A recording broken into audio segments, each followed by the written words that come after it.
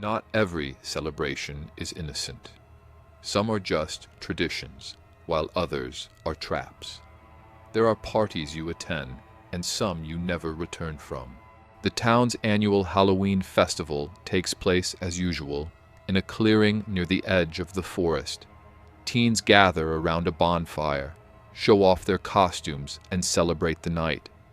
Mia, Ethan, Clara, and Liam are among them. Ethan has gone all out for this year's costume contest, wearing a detailed fairy outfit, a green cape, fake wings, and a mask that half covers his face. Everyone compliments how striking it looks. Some even say it's almost too realistic. As midnight approaches, Ethan steps away from the crowd to use the restroom. Minutes pass and he doesn't return. Mia and Liam start to worry. Clara says, "I'll check on him. He probably wandered into the woods," and heads off with a flashlight. Mia and Liam wait by the fire until they hear Clara's voice. First a casual "Ethan," then a sharp scream. They rush into the woods but find no sign of Clara. Her flashlight lies on the ground, still glowing, and next to it are Ethan's shoes, as if he'd slipped them off in a hurry. There are no footprints, no broken branches, no clues. Suddenly, a figure wearing Ethan's fairy costume appears among the trees. But it's not Ethan. The figure is taller, its posture strange, and its face beneath the mask is shrouded in darkness. It tilts its head oddly, twists its arms as if its joints are reversed, then crouches low. Mia shouts, "Who are you?" But instead of answering, the figure bolts with uncanny speed. It steps silent, its movements impossibly agile as it vanishes into the trees. Liam hurls a rock at it, but the rock seems to disappear mid-air, never hitting the ground. Desperate to find Ethan, Mia and Liam push deeper into the woods. Then they hear Clara's voice again, a faint whisper, "Help me." Mia turns and catches a glimpse of Clara among the trees, but in an instant something unseen yanks her back. Her arms flail briefly before she's gone. Left behind are her boots, placed neatly side by side, just like Ethan's shoes. In a panic, Mia and Liam race back to town and call the police. Search teams comb the forest for hours, but neither Ethan nor Clara is found. The shoes and boots are all that remain.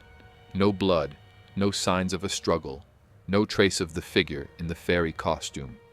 No one at the festival recalls seeing such a person, and no one knows where Ethan got his costume. The police label it an unexplained disappearance. After that night, Mia and Liam share the same nightmare. A figure in a fairy costume moves through the woods with eerie gestures, tilting its head to stare at them before sprinting away. Every Halloween, the town's teens hear rapid footsteps echoing from the forest, but no one can pinpoint the source. Ethan and Clara are never heard from again. Just their shoes remain, a silent mystery in the woods.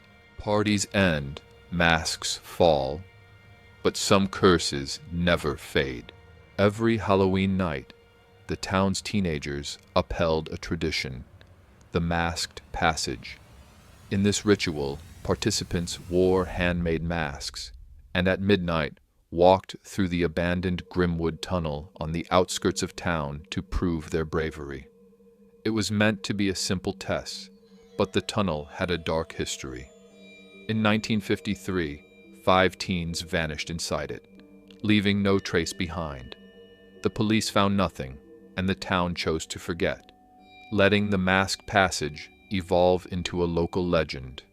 This year, Sophie, Ethan, and Lucas decided to join in. They were all seniors in high school, and this was their last Halloween together.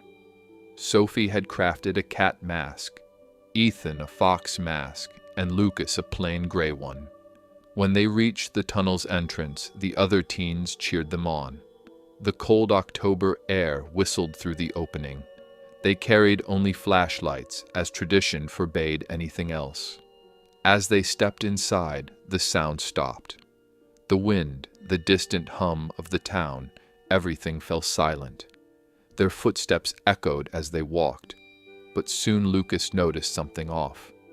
The sounds didn't match. There were too many, as if 4 people were walking instead of 3. "Is someone behind us?" he asked, but Sophie and Ethan just glanced at each other. Lucas swung his flashlight back and saw a figure in the darkness. It wore a mask like theirs, handmade and rough, but its eye holes were empty, just black voids. The figure stood still, yet the longer Lucas looked, the closer it seemed. "Who's that?" Lucas shouted.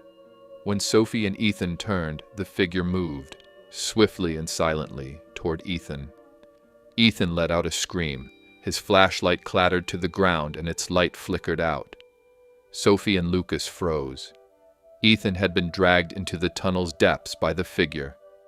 "Ethan!" they yelled, but their voices were swallowed, no echo returning. In a panic, they ran toward the exit. The tunnel stretched on endlessly. They sprinted for minutes, but the end wouldn't come. Out of breath, they stopped. Sophie dropped her flashlight, her shaking hands brushing her face. "Something's wrong here," she muttered. Their masks were still on, but the issue wasn't them.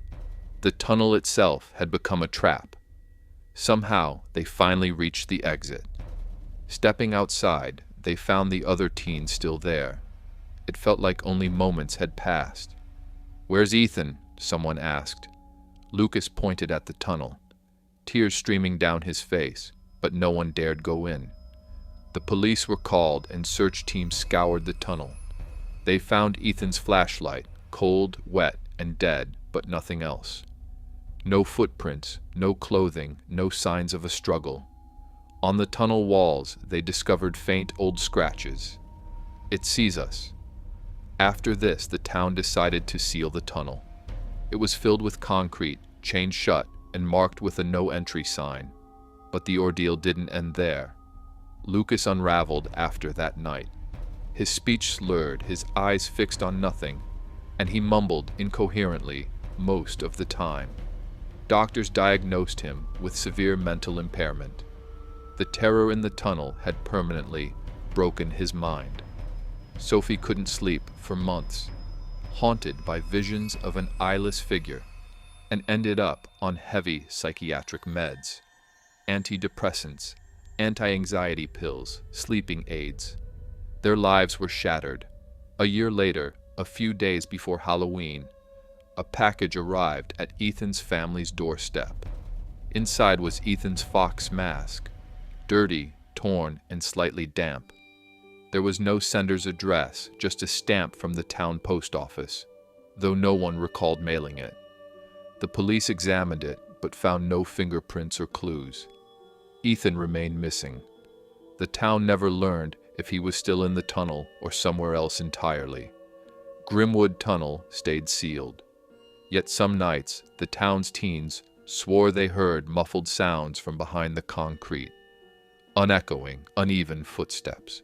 Always one too many. Grimwood Tunnel is sealed, but some voices never fade. What really happened to Ethan? Who sent the mask, and why? Subscribe to Joseph City for more paranormal stories, like the video, and join the darkness.